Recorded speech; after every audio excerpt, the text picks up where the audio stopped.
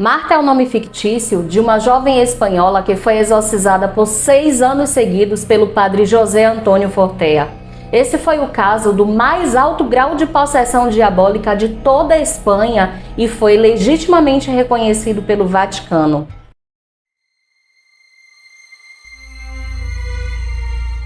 Bom, gente, vamos direto e reto e sem firulas, tá bom? Eu usei como base esse livro aqui, que é do próprio padre José Antônio Fortea, o Summa Daemoníaca, Tratado de Demonologia e Manual de Exorcistas. O caso Marta foi o caso mais complexo e importante de toda a carreira como exorcista do sacerdote, que é considerado um dos exorcistas mais importantes do mundo e da Espanha. No início dos acontecimentos, o padre Antônio tinha apenas 33 anos, gente. Ele nasceu em 1968. O padre Fortea estudou teologia na Universidade de Navarra e é pároco de Nossa Senhora de Zulema em Anchoelo, pertencente ao presbitério da Diocese de Alcalá de Henares, Madrid. Tudo começou exatamente no ano 2000. E isso, gente, talvez seja o fato que torna tudo mais assustador, pelo fato de ser um caso relativamente recente e, como eu falei, reconhecido pelo Vaticano. Na época, Marta tinha apenas 16 anos. Ela era órfã de pai e ela é descrita como uma jovem estudante de matemática, uma garota extremamente bonita, magra e de olhos e voz extremamente doces. Só que essa garota, antes normal, de repente começou a mudar.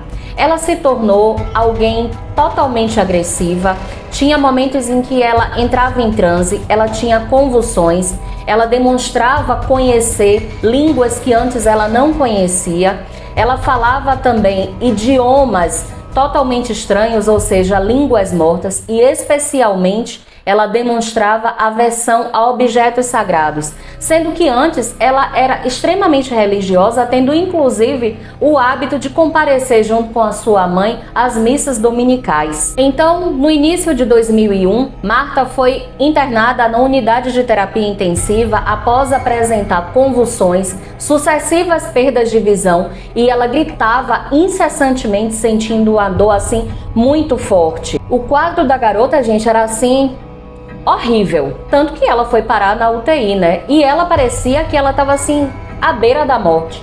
E a sua mãe sempre estava ali ao lado dela, rezando incessantemente, ou seja, coisas que somente uma mãe faz, né, gente? Vamos combinar. Acontece que 12 dias depois, Marta apresentou uma melhora repentina e ela teve alta. Tudo parecia que ia voltar ao normal, porém, infelizmente, não foi o que aconteceu. A mãe de Marta começou a notar móveis que se moviam sozinhos, objetos que se quebravam sem ninguém tocar, e especialmente Marta continuava com aversão aos objetos sagrados. Eu encontrei, gente, em algumas fontes que em uma certa noite a mãe de Marta escutou ruídos vindos do quarto da garota. E quando ela chegou lá, foi a primeira vez que ela viu a filha dela levitando. Porém, eu não acredito muito nessas fontes, nessa citação, e vocês vão entender o porquê. Apesar desses acontecimentos estranhos, a mãe de Marta começou a procurar ajuda médica para a filha dela. Foi então que ela levou a filha a 2 psiquiatras famosos que diagnosticaram a menina como absolutamente normal, ou seja, não tinha nenhuma resposta conclusiva para aquelas dores de cabeça incessantes que tanto torturavam a garota. A mãe de Marta só entendeu que aqueles acontecimentos tinham uma origem sobrenatural quando em certo dia ela estava na sala com a filha, quando de repente Marta começou a balançar de um lado para o outro como se ela estivesse em transe. E o que aconteceu a seguir foi que deixou a mãe dela assim apavorada. Marta estava sentada numa pesada cadeira de madeira. Quando essa menina parou de balançar o corpo, a cadeira, gente, levantou 20 centímetros com a garota completamente imóvel em cima dessa cadeira. E o que aconteceu, gente, para quem acredita na espiritualidade, não poderia ser diferente. A mãe de Marta começou então a buscar ajuda na religião. Ela inclusive estava tão desesperada que ela já pensava em levar a filha dela para lá para o Vaticano para encontrar o famoso exorcista Gabriele Amor. Foi quando algum bendito filho de Deus falou com ela da existência do padre José Antônio Fortea, que era um famoso exorcista ali da região de Alcalá de Henares, que apesar de não ser próximo da casa dela, ainda assim estava na Espanha e era muito mais cômodo ela procurar ajuda desse padre. E foi o único, gente, é importante dizer aqui, que foi o único que prestou a assistência necessária a Marta e a mãe dela, pois a mãe dela havia batido em diversas portas e todos os bispos haviam recusado ajudar a pobre menina. O exorcismo de Marta começou exatamente no dia 23 de março de 2002, porém o padre Fortea só foi notar alguma evolução na garota a partir do ano de 2004. Marta às vezes sabia de coisas ocultas, coisas que o padre jamais havia comentado com ninguém. Marta também tinha perfeita compreensão do latim quando falavam com ela nesse idioma. Nesse livro, o padre Fortea nos conta que Marta chegou a levitar em 3 ocasiões diferentes, sendo que em uma dessas vezes foi em cima de um caldeirão. Ele nos relata que ele não foi testemunha de nenhuma dessas levitações, mas sim de todos os outros acontecimentos. Porém, nem ele e nem Dona Maria, nome fictício também da mãe de Marta, duvidavam do caráter sobrenatural do qual a garota padecia. E aí a gente se pergunta, gente, por que Marta foi possuída pelos demônios? É contado nesse livro aqui que na faculdade de Marta havia um garoto que era obcecado para ter Marta sexualmente. E esse garoto, ele fazia parte de uma seita demoníaca, uma seita satânica. E quando ele ia para essas celebrações, ele seguia invocando os demônios para que eles interferissem espiritualmente e ele chegasse finalmente a lograr os seus intentos, se é que vocês me entendem. Existem algumas outras fontes que citam que foi uma colega de faculdade de Marta que fez um feitiço de morte para que ela realmente viesse a morrer no final, né, do caso, né? Mas a verdade, o que conta aqui nesse livro é desse garoto satanista que seguia invocando esses espíritos, esses demônios, para que entrassem no corpo de Marta e ela terminasse sendo desse garoto, né? Então, nas sessões de exorcismo apareceram muitos demônios. O padre Fortea contou que Marta foi possuída por 7 demônios, gente, sendo que nas primeiras sessões 6 logo foram embora, porém ficou o mais resistente. O nome desse demônio é Zabulon, que é descrito pelo padre Fortea como um demônio quase mudo, porém extremamente inteligente. No princípio, o padre Fortea acreditou que simplesmente se chamava esse demônio como o 10º filho de Jacó e Lia, que também era chamado de Zabulon. Porém, depois ele se tocou, ele entendeu que Zabulon era um dos demônios mais poderosos de todo o inferno. E esse demônio, gente, só aparece 3 vezes em toda a história. A primeira, quando todo aquele convento de freiras no século XVI, lá em Loudun, França, foram possuídas. E o demônio-chefe ali era exatamente o Zabulon. Inclusive, eu vou trazer essa história aqui no canal para vocês, tá? Deixa aqui nos comentários para mim se vocês quiserem. Depois, na segunda ocasião em que esse demônio apareceu, foi em um caso onde também um ex-exorcista de lá do Vaticano, o padre Cândido Amantini, fez um exorcismo e o demônio era exatamente Zabulon. E na terceira vez foi exatamente quando esse demônio possuiu a pobre Marta. O padre Fortea nos conta nesse livro. Aliás, gente, eu acho importante falar para vocês que esse livro, ele é um tratado de demonologia, porém sobre esse caso Marta tem assim somente 1,5 folha, a gente pode dizer, sobre esse caso Marta, porque ele foi tão complexo e tão extenso que o padre Fortea fala que ele tinha que fazer um livro tratando exclusivamente desse assunto.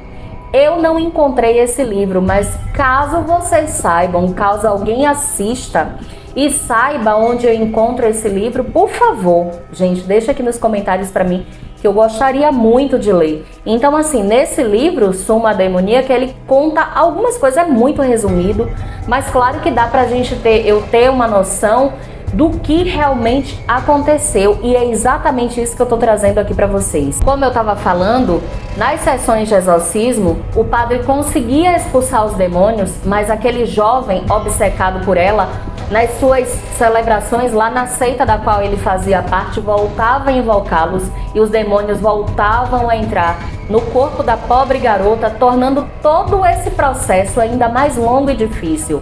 Marta era exorcizada uma vez por semana por 3 horas e meia. A partir do 3º ano, o padre Fortea contava com outro padre que o auxiliava também nas orações, e também tinha a mãe de Marta que estava ali presente incessantemente orando pela libertação da sua filha. Nesse livro, o padre Fortea também nos conta que através da própria possuída, em uma dessas sessões de exorcismo, foi dado a entender ali aos presentes que a única forma de libertar Marta seria orando por esse garoto satanista que seguia invocando esses demônios, para que ele se convertesse e parasse de invocar esses demônios. Ou seja, antes que a ira divina se abatesse sobre ele com todo o peso da eternidade. Caso isso não acontecesse, o próprio Deus iria dar um basta, um fim a essa situação. Também foi dito nessa mesma sessão que esse caso tinha se alongado por tanto tempo, porque Deus, através de Marta, estava a ajudar diversos outros casos que estavam acontecendo ao redor do mundo. Passaram-se 5 anos e Marta continuava possuída. Estavam presentes em uma das sessões de exorcismo o correspondente religioso do El Mundo, José Manuel Vidal, e seu amigo, também correspondente religioso da agência F, ambos convidados pelo padre Fortea para ajudar na libertação da garota. É importante mencionar que esses dois estavam completamente céticos quanto à real possessão de Marta, especialmente quando eles viram aquela garota miudinha, tão tímida, entrar na capela acompanhada de sua mãe. E a cena que se segue é exatamente essa. Marta entra na capela acompanhada de sua mãe, coloca meias brancas, enquanto a mãe tira do bolso um terço, um crucifixo de 15 centímetros e uma imagem da Virgem de Fátima. Marta então deita num colchonete olhando para o crucifixo. A mãe de Marta então se ajoelha ao lado da garota e começa a rezar, uma posição que ela não abandonará nas próximas 2 horas e meia, que foi o tempo em que decorreu essa sessão de exorcismo.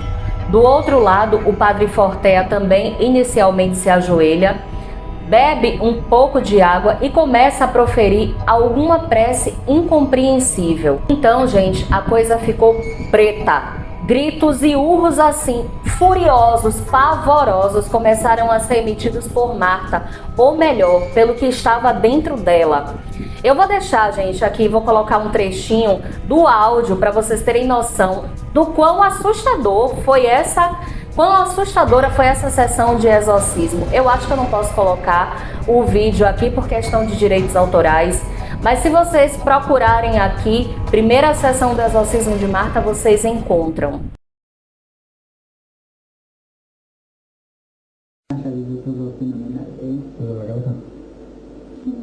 No tiene molestia en la garganta ni... Porque esta semana he estado todo así. No, digo ahora, después de... Y 1, 2, 3, 4...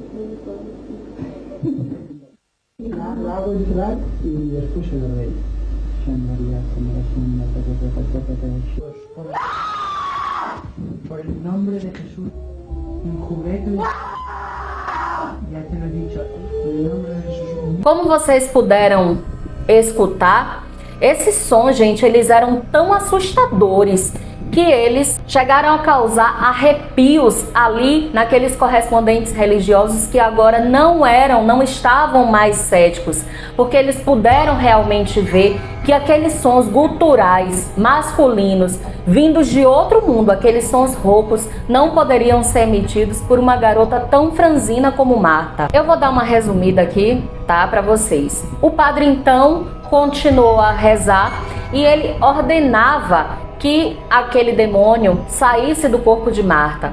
Quando ele falava sai Zabulon, gente, o corpo daquela garotinha tão magra, né? Ele começava a estremecer e ele se contorcia. Era assim uma coisa absurda, extremamente, assim, gente, de verdade, muito assustador. Uma coisa, gente, que é mencionado nessas fontes das quais eu fiz a pesquisa é que durante essas sessões de exorcismo, Marta permanecia o tempo todo com os olhos totalmente brancos e ela também espumava muito pela boca. Quando o padre falava, sai Zabulon, ela começava a estremecer, mas os olhos dela nunca eram os olhos de Marta. Uma das coisas que também convenceu aqueles correspondentes religiosos foi que uma dessas exortações que o padre Fortea dirigiu a esse demônio Zabulon foi quando o corpo de Marta se arqueou da cadeira, daquele colchonete, e ele se levantou todo mais ou menos a 1 palmo do chão. Gente, então imagina aí o terror que aqueles homens foram testemunha. Em um dos momentos, então, o Manuel Vidal, ele narra que as mãos de Marta viraram como se fossem garras. Gente, então o padre continua lá dando o sermão, né, fazendo todas aquelas orações de exorcismo. Em dado momento, aquela voz rouca grita: assassinos! Então o padre Fortea pergunta o porquê que o demônio não sai, por que ele não vai embora. E ele responde: para que as pessoas acreditem em Satanás. Inclusive, esse foi o trecho que o padre Fortea acha que foi assim o mais importante de todo o exorcismo. Ele entendeu que Deus estava permitindo que aquela possessão acontecessem para que as pessoas entendessem e acreditassem na existência do mal. Eu vou ler agora aqui para vocês uma parte, um trecho que assim eu achei assustador, porém fantástico, mas eu vou precisar ler para vocês porque não tem como gravar. No final da sessão, Marta de repente volta-se para os correspondentes religiosos, abre os olhos que manteve em branco durante 3 horas e nos lança um olhar que não esquecerei enquanto eu viver. Seus olhos são de outro mundo. Nunca vi algo assim em minha vida. No mesmo instante, o olhar volta a ser o de Marta, que nos sorri, levanta-se com tranquilidade, senta-se no banco e tira as meias brancas que dobra com muito cuidado. José Manuel Vidal. Também estiveram presentes na 17ª sessão de exorcismo outras 2 testemunhas que foram Javier Paredes e o Luiz Lozada. Eu vou ler agora para vocês um trecho do testemunho que um deles deu. Os gritos de Zabulon e as orações do sacerdote e da mãe da possessa ainda martelavam em minha consciência. Creio no não prevalecerão, mas tenho medo. Se pudesse dar meia volta, o faria sem dúvida alguma, e não teria ido a esta sessão. Minha alma está inquieta após o brutal encontro com o demônio, mas tenho que escrever o que vi, porque Deus permitiu que o demônio Zabulon se apoderasse do corpo de Marta para que se conscientizem da existência do demônio. Essa é uma das respostas que Zabulon deu ao exorcista quando lhe perguntou por que não saía desse corpo. Por isso Maria, a mãe de Marta, me pediu, ao nos despedirmos, que contássemos a todo mundo para que o quanto antes se produza a libertação de sua filha. Luiz Lozada, ratificado por Javier Paredes. 17ª sessão de exorcismo de Marta. Uma coisa, gente, assim, eu acho fantástico o poder que o céu, né, isso daí é inegável, tem sobre o inferno, sobre os seres do inferno. Eu não sei se vocês já assistiram, mas eu tenho um vídeo aqui que foi lá no início do canal. É um vídeo de, eu acho que chega a quase 1 hora, mais ou menos, bem detalhado sobre o livro Exorcismo. Não reparem na minha dicção, porque, como eu falei, foi bem no início. E eu ainda tô no caminho, né, gente? Como vocês podem ver, a gente vai aperfeiçoando com o tempo. Mas, voltando, eu acho fantástico, assim, o quanto os seres das trevas, eles temem somente o nome de Nossa Senhora. Nesse livro, esse daqui do padre Fortea, ele fala que o demônio do Zabulon, ele tremia quando o padre proferia o nome e a oração de São Jorge, que eu particularmente sou muito devota, eu faço essa oração sempre. E especialmente também diante da imagem, quando o padre Fortea ou Maria, a mãe de Marta, né, mandava que aquele demônio olhasse para a imagem de Nossa Senhora, ele olhava, gente, com tanto ódio, porém ele não conseguia se recusar, ele não tinha forças para isso. Também é contado em uma dessas fontes que eu pesquisei que Maria, a mãe de Marta, que também participava, né, orando ali pela sua filha nas sessões de exorcismo, em um dado momento, o Javier Paredes e o Luiz Lousada fala que quando a mãe de Marta proferiu o nome de Nossa Senhora, aquele corpo franzino de sua filha, se estirou de tal forma e o pescoço da menina foi para trás de tal forma, atingindo limites assim tão absurdos que eles nem acreditavam naquilo que eles estavam vendo. E eles também corroboraram com aquele testemunho que foi dado antes pelo Manuel Vidal, onde ele falou que eles falaram que Marta permaneceu com os olhos totalmente brancos durante toda a sessão de exorcismo. Outra coisa que eu achei assim bem impactante, né, nesse relato do Javier Paredes e do Luiz Lousada, que para mim foi assim até mais forte do que do Manuel Vidal, é que eles falam que em um certo momento ali do exorcismo, o padre, né, Fortea, ele se atrapalha e ele dá um chute em uma vasilha com água. E o Zabulon, então, ele dá aquela risada sarcástica vinda do inferno. Só que o padre Fortea, ele não se preocupa. Ele simplesmente veste a estola, né? E ele pega alguma coisa, né? Que vocês vão entender o que é. Quando o padre suspende, é nada mais, nada menos do que a hóstia.